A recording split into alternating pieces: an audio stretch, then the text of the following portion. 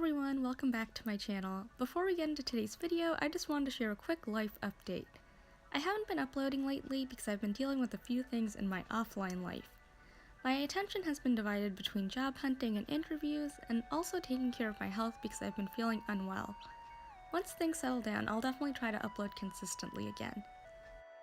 Moving along, today I'm going to be talking about Stargazing Dog by Takashi Murakami.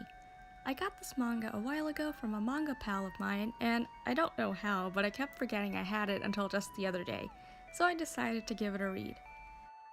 This manga was published by NBM Publishing and has a retail price of $11.99 USD.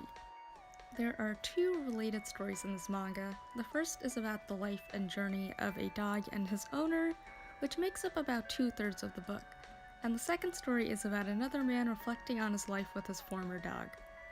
What I thought was cute is that this first story is actually narrated by the dog on the cover, Happy. It starts off with Happy as a puppy who is found by a little girl, Miku. Like any kid, Miku wants to keep him. Her mom, however, says that they have to wait and ask her dad. He says yes, but makes a point of saying that Happy should thank him for allowing him to stay, which I thought was funny. This story goes on to show Happy's life with his family and the different ways he interacts with each of the members.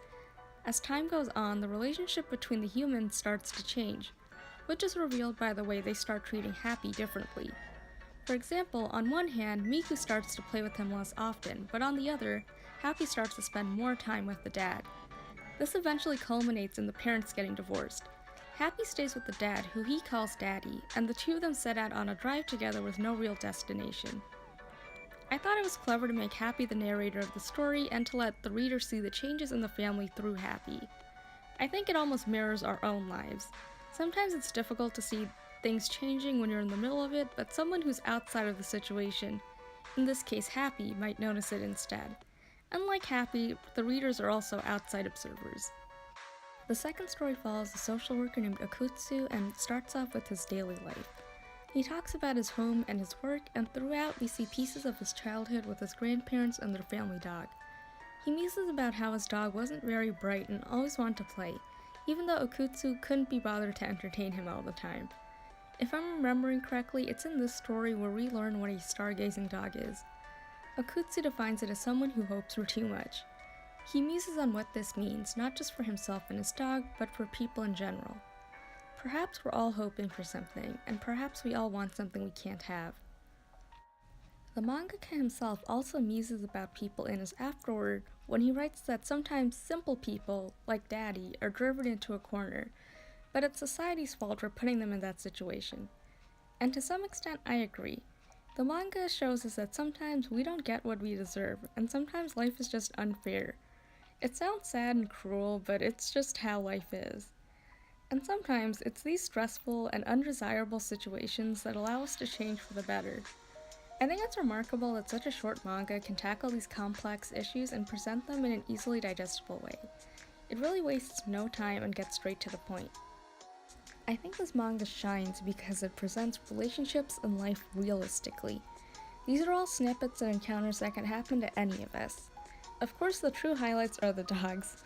The love Happy and Daddy had for each other, especially after their lives were turned upside down, is incredible.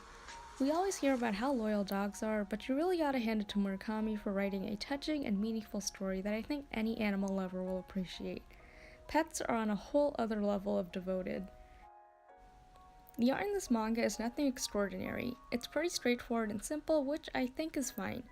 I'm not really a stickler for pristine and detailed art, but if a cartoony style bothers you, you might not enjoy the art in the manga. The dogs always look extra cute though. I think the selling point of this manga is the touching story, so for that reason as well, I don't mind the art. I wouldn't call this a complete deal breaker, but something that bothered me was that this manga is flipped. It irked me when I saw sound effects with the letters flipped.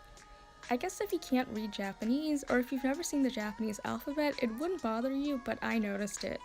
Some signs were also flipped, but I'm actually bringing up the flipping for another reason. There's an error in the text because of it.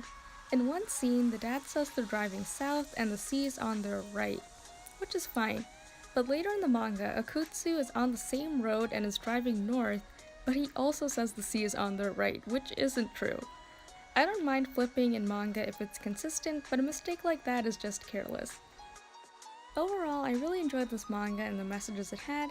I think if you have pets, it'll make you cherish them even more. Even if you don't have pets, which I don't, I think it'll still help you understand and appreciate the power of relationships with other people and with animals. I think if you're someone who's particularly sensitive to stories with animals, and I'm talking about things like Marley and Me, this might not be the manga for you. Or maybe it is. I think the journey in this manga is still pretty beautiful, and it's worth the inevitable feels trip.